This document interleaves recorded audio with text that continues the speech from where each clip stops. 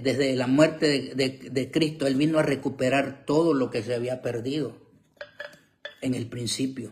Y por eso la muerte de Cristo vino a recuperar todo lo que se había perdido.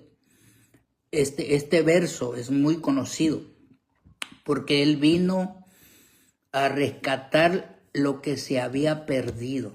La gente, algunos predicadores o mucha gente usa este verso para decirle al borracho que Él lo vino a rescatar de la borrachera, que Él lo vino a rescatar de la drogadicción. No, Él no vino a rescatarlo.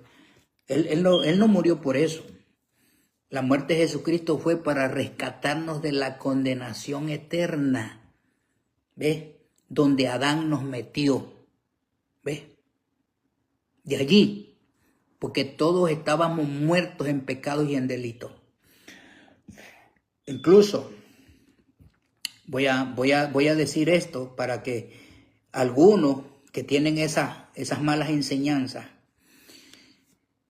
el hombre no muere porque no va a la iglesia. El hombre no muere espiritualmente porque no ayuna, porque no ora o porque no lee la Biblia. El hombre no se muere espiritual así.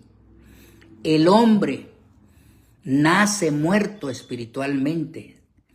Cuando Adán pecó, cuando Adán desobedeció, Dios le dijo, de todo esto puedes comer menos de este, porque el día que comas vas a morir.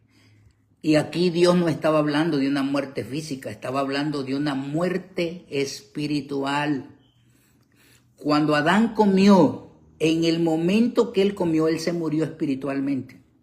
Por esa palabra de morir es muriendo, muriendo. Es lo que significa en el original, muriendo, muriendo. Primero se murió espiritualmente.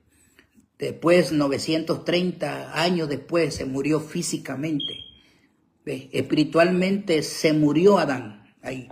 De allí para adelante, incluso hasta ahorita, el último bebé que ha nacido ahorita, en este segundo, en el mundo, alrededor del mundo, el último bebé que nació ahorita, nació muerto espiritualmente. De allí en adelante. Desde Adán hasta acá. El hombre o mujer, el humano que nace muerto espiritualmente. No es que se muere espiritualmente. Nace muerto espiritualmente. De ahí para adelante. Y por eso aparece Cristo. ¿Ves? Porque dijo, yo soy el camino, la verdad y la vida. Él es la vida. El nuevo nacimiento no es más que recibir la vida de Cristo, recibir la vida de Dios. Porque todos fuimos separados en Adán de la presencia de Dios, de la vida de Dios, fuimos separados. Y por eso viene Cristo a morir en la cruz del Calvario y resucita y nos da vida. Cuando nosotros lo aceptamos a Él, tenemos vida nueva, vida en Dios, vida en Cristo. Y por eso ahora todos, no solo el predicador, no solo el profeta, no solo el apóstol, todos tenemos acceso a la presencia de Dios, todos. Porque dice, yo voy pues a preparar morada para todos, para que a donde yo esté vosotros también estéis. Muchos piensan que Jesús se fue al cielo a preparar una casa allá de 3 pisos. El pastor José Luis, como es el pastor, le va a tocar una casa de 4 pisos. Otros que son líderes le va a tocar de 2 pisos. No, eso no significa eso. Lo que significa que Él se fue a preparar. Él dice, voy pues a preparar morada para que donde yo estoy, vosotros también estaréis. ¿A dónde se fue? A la misma presencia del Señor, del Padre. La misma presencia de Dios. Y si Jesús está en la presencia del Padre, cuando tú lo recibes y lo aceptas, tú también te metes a la presencia del Padre. Por eso es que ahora todo el que lo recibe tiene acceso a la presencia. Algo que con Adán se quitó. Ahí. Ahora tenemos vida espiritual. Por eso es que tenemos vida espiritual. ¿Ves? Porque aceptamos a Cristo. Eso es el nuevo nacimiento, no es más que la vida nueva en Cristo. La vida espiritual otra vez de regreso.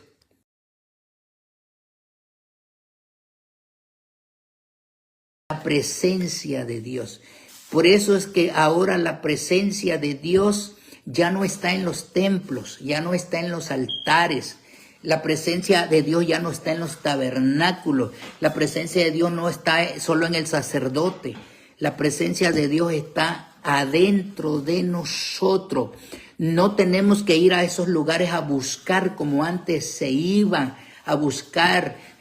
La samaritana le dijo, es que muchos van hasta Jerusalén a buscar, adorar. No, incluso la adoración es un estilo de vida. Es un estilo de vida. La presencia de Dios está dentro de mí, está dentro de ti. Ahí la tienes, y la tienes a donde quiera que tú vas. Si tú vas manejando ahorita, tú tienes la presencia de Dios en ti. Ahí está. Si tú estás en el baño ahorita, ahí está la presencia de Dios contigo. Si tú ya lo recibiste, tú tienes a Cristo, tienes la presencia de Dios. A donde quieras que tú estés, el que está en la cárcel y recibió a Cristo, tiene la presencia de Dios, porque si tiene a Cristo, tiene la presencia de Dios, porque Cristo es la presencia de Dios. Incluso Cristo es el cielo. Tiene la presencia de Dios. Si tú vas, y esto que yo le decía a la gente antes, no vaya al campo, allá, vaya, ahí a partir la cabeza del diablo. El balón, le decía yo, la pelota, que era la cabeza del diablo. Si tú vas al campo a acompañar a tu esposo un día, a verlo jugar fútbol, a la presencia de Dios está ahí contigo. Ahí está contigo. Y en tu corazón tú puedes estar diciendo aleluya, gloria a Dios, Cristo vive, o reflexionando. Eso es así. Que no nos cuenten. No volvamos a los viejos rudimientos. Es por eso que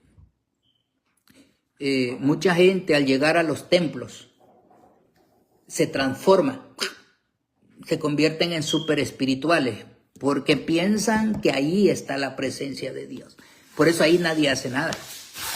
Ahí no pelean, no. Ahí todo el mundo es ¡aleluya! Incluso si la cámara está cerca, o pasa la cámara, levanta la mano luego, ¡amén! Y usted va a ver, si usted ve la transmisión de ¡Cristo vive! ¡Aleluya! ¡Amén! Santo. ¿Por qué? Porque solamente en esos lugares, como se tiene miedo a que la presencia de Dios está ahí y que Dios lo vaya a ver, que usted no dice amén y no dice aleluya y no grita, aunque en su caso sea un diablo, sea un demonio, o andando allá afuera. Diferente. Allá afuera no se mire el carácter de Cristo, porque una de las cosas que en nuestra vida se tiene que ver el carácter de Cristo. Antes sí, la presencia de Dios estaba en una cajita, en el arca del pacto que le llamaban, en el tabernáculo, ahí estaba la presencia de Dios. Solamente en esos lugares, y teníamos que ir a los lugares. Tenían que ir los pasados, porque 3.000, 4.000 años antes, 2.000 años de ahorita para atrás. Pero han pasado 21 siglos y seguimos creyendo, muchas personas siguen creyendo que la presencia de Dios está en los templos. Pero es que solo ahí pasan cosas. Porque solo ahí pasan cosas. En el trabajo no pasan cosas. Pues porque la presencia de Dios no está ahí. La presencia de Dios está aquí adentro de nosotros. Él va a donde quiera que nosotros vayamos. Entonces, no te estoy dando mal consejo. Solamente te estoy impartiendo que eso es lo que los predicadores deberíamos de ser. Impartir a las personas. Impartir. ¿Qué es impartir? Impartir una enseñanza. Enseñar a otros. Impartir. Por eso es que... Pero bueno, yo creo que el Señor es bueno. Y yo creo que lo digo con sabiduría, porque a veces escucho personas que suben al escenario y dicen, Dios es bueno, Dios es bueno. En sus inicios de prédica dicen Dios es bueno, pero al último cuando los escuchas predicar, todas sus prédicas son de condenación. Entonces significa que Dios es malo, no es bueno. Y yo digo que Dios es bueno porque he pasado por muchas cosas. Pero yo pienso que mi mayor enseñanza mi mayor enseñanza y mi mayor vivencia que estoy viviendo ahorita, la vida real en Cristo, en Cristo, en Cristo. Es una vida nueva para mí, un año. Lo que en 18 años no se pudo producir Cristo en mi persona, yo creo que en un año estoy viendo los frutos de Cristo en mi vida. He aprendido y he reconocido que lo miraba mal por no poner atención más a las escrituras, por estar haciendo muchas obras y menos importancia en el estudio de las escrituras. El análisis, la investigación es bien importante que todos sepamos, porque en la Biblia hay historias, la Biblia sí se mira históricamente y tristemente muchos tomábamos, o yo tomaba la Biblia, ¿cómo se dice? Literalmente. Si hablaba de dragón, significa que un dragón, como el Apocalipsis, va, que un dragón va a salir del mar y los 7 sellos y los 7 caballos y todo eso. Y imagínense un caballo saliendo del mar. No todo lo que se mira ahí es literal, no se dice así.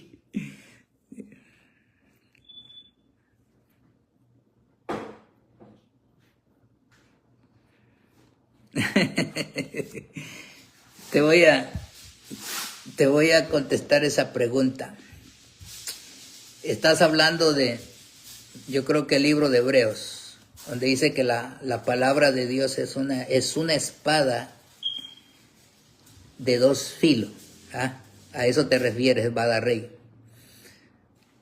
Te voy a dar la interpretación de esa palabra. Cuando Pablo le dice a los hebreos, si no estoy mal, dice, porque la palabra de Dios es como una espada de 2 filos, que corrompe hasta los tuétanos, el seso, partir el alma, bla, bla, eso, ok. Aquí tenemos que ver un poco de historia. ¿A qué palabra se refería? ¿A qué palabra? ¿A qué palabra?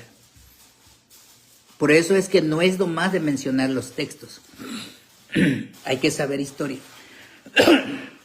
¿Qué es lo que Pablo estaba diciendo? ¿A qué palabras estaba refiriendo? Primer punto. La Biblia no existía. No existía.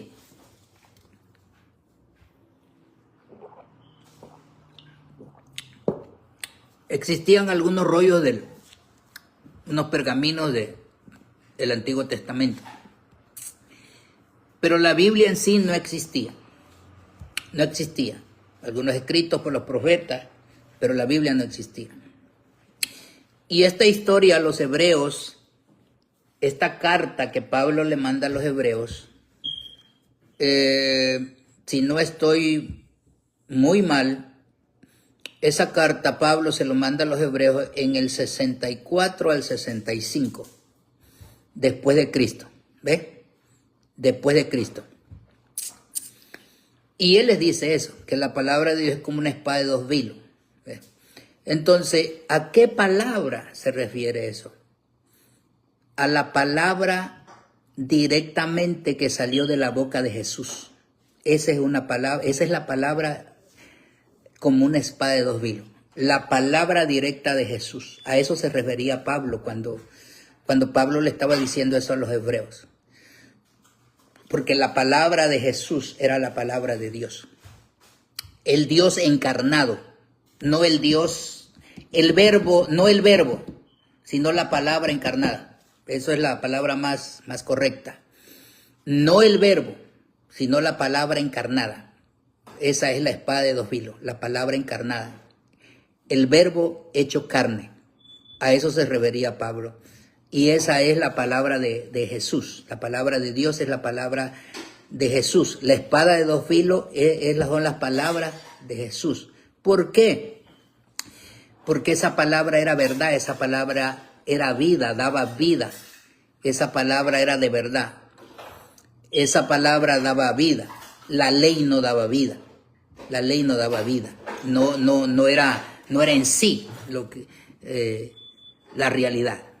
Pero la palabra de verdad, la palabra que es como una espada de dos filos, era la que salía directo de la boca de Jesús, la que salió directamente de Jesús. Esa era la palabra, la espada de dos filos, porque esa palabra llegaba a donde, según la historia, dice que esa espada que Pablo menciona ahí era una daga, un poquito más largo que un cuchillo, que tenía dos filos.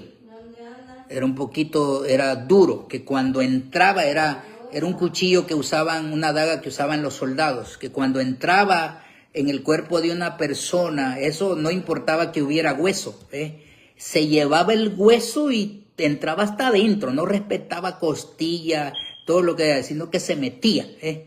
Entonces Pablo está haciendo una comparación con esa espada, con esa daga. A esa palabra esa es la verdadera palabra de Dios, la que salía de la boca de Jesús directamente. Pues esa es la palabra de Dios, la palabra de Dios. Es como una espada de dos filos, porque esa palabra que Jesús soltaba nadie la podía contender, porque era la misma palabra de Dios viva. Era el verbo encarnado, era la palabra en carne, ¿ves? Bueno, entonces por eso te digo que eso es así. Entonces, bueno, pues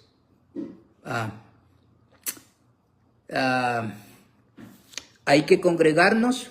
Sí, es bueno, hay que congregarnos, siempre y cuando sepas lo que estás haciendo.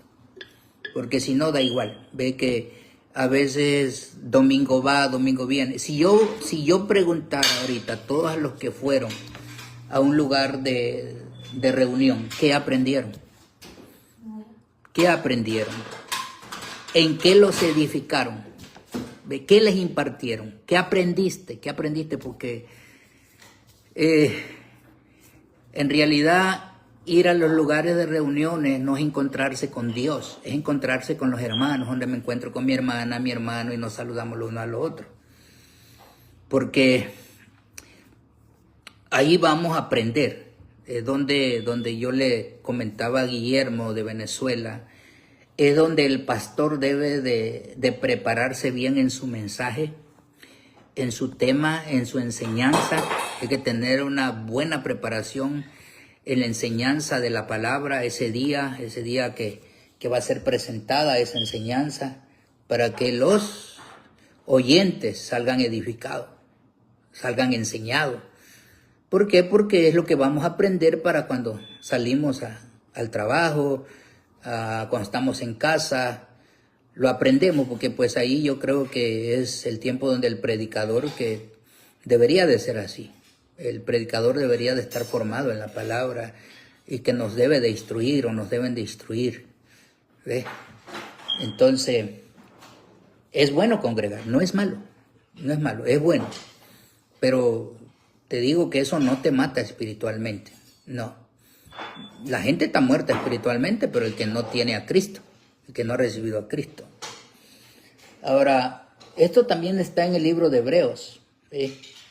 Yo creo que en el capítulo 9, donde Pablo le dice se lo dice a los hebreos, no se lo dice a la iglesia, se lo dice a los hebreos. Nosotros no somos hebreos, no somos israelitas, nosotros no somos judíos, hermano, y nosotros no somos el pueblo de Dios, nosotros somos la iglesia. Entonces, esta palabra se lo dijo Pablo, se lo escribió Pablo a los judíos que estaban regresando al judaísmo, algunos que querían regresar al judaísmo, porque estaban siendo amenazados de muerte en los años 64, 65. O sea, estamos hablando 31 años después de Cristo. Los que habían creído en Cristo estaban siendo amenazados de muerte por seguir a Jesucristo, por creer en Jesucristo. Eso fue en el año 70 que sucedió lo de Hitler. Cuando Hitler mató más de no sé si estoy más bien, 100.000 judíos, 100.000 judíos, y entre ellos estaban los que habían creído en Jesucristo. Entonces, estos judíos que habían creído en Jesucristo estaban siendo amenazados de muerte si seguían congregando. Entonces Pablo sabía de eso, se enteró de eso, y él les manda esa carta. Y él les dice esta palabra, les dice, y no dejen de congregarse, como algunos tienen por costumbre, o sea, algunos que no congregan, más cuando veas que los tiempos son difíciles. ¿Cuál es tiempo? ¿Que no hay comida? ¿Cuando estás enojado con tu mujer? ¿Cuando estás enojado con tu marido? No estamos hablando de esos tiempos. ¿De que no hay trabajo? ¿Ah? ¿Cuáles son los tiempos difíciles?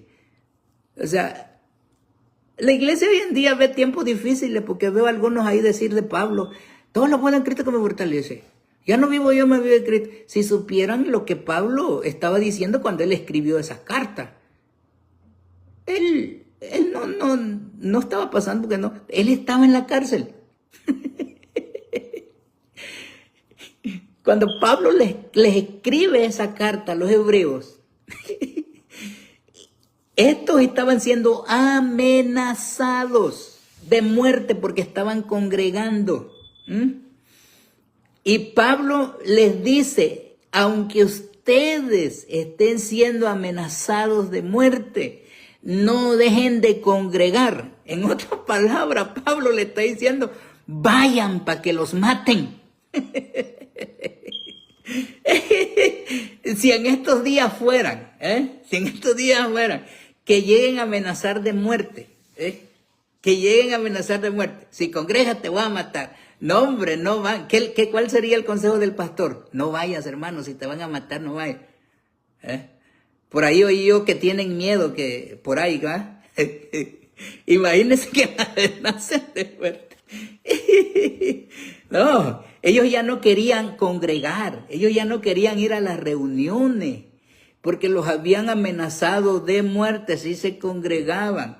Y aún Pablo le dice, congreguen aunque los maten, aunque vean que los tiempos son difíciles. ¿Cuáles tiempos? Las amenazas de muerte que Hitler les había hecho. La gente de Hitler, los romanos, les habían hecho. Aún Pablo dando el consejo, si fuera hoy en día, no hermano, no congregue, por favor, ya no congregue porque lo van a matar. No, Pablo le dice, aún así sigan congregando, no importen que les quiten la cabeza ahí, en ese lugar, no importa. A eso se refería Pablo. ¿Ve? No significa que porque vas a hacer una labor o porque a veces gente enferma que está en los hospitales, fueron al hospital, ay, es que no pude congregar hoy, yo no pude congregar y es que por esta enfermedad, no se refiere a esos tiempos, no. Ya que tú puedes ir, es necesario congregar, no es malo, pero acuérdate que eso no te da vida espiritual. Incluso nosotros no podemos generar la vida espiritual. Por más que hagamos lo que hagamos, nosotros no podemos generar la vida espiritual. Porque la vida espiritual la deriva Dios a nosotros. ¿Ves? La vida espiritual es derivada, todo es derivado de Dios, todo. Nosotros no podemos hacer nada. Por más que nos frustremos, como yo hacía, vigilias, ayunos, reuniones, yo no faltaba ni un día. El día que yo faltaba y que no podía ir, tal vez estaba ahí, ok, ir a pasar ahora, me va a llevar el diablo eso. No. Aunque tú ayunes 40 días, aunque ayunes 20 días, aunque ores 5 horas, tú no puedes generar una vida espiritual en ti, porque esa vida es derivada de Cristo. Cristo nos da la vida, tú no la puedes obtener por ti mismo, no puedes hacer nada por esa vida. Esa vida espiritual es derivada de Cristo, Él nos la deriva, nosotros la tenemos por Él, no porque nosotros ayunamos, no porque vamos a la iglesia, no, es porque Él dio su vida en la cruz del Calvario. De ahí nosotros Él nos la mete a nosotros. Nos las mete a nosotros esa vida. Pero nosotros no podemos tener la vida eterna, la vida espiritual por eso. Y no nos morimos espiritualmente. No nos morimos espiritualmente por no congregar, por no ayunar, por no vigilar, por llegar tarde. Bueno, así que me dio gusto saber que están vivos, que están allí. Y si Dios permite, bueno, tal vez seguiremos haciendo algunas enseñanzas. Yo creo que para que Dios sea glorificado, en la vida de cada uno de nosotros. Así que me da gusto y le dejo eso.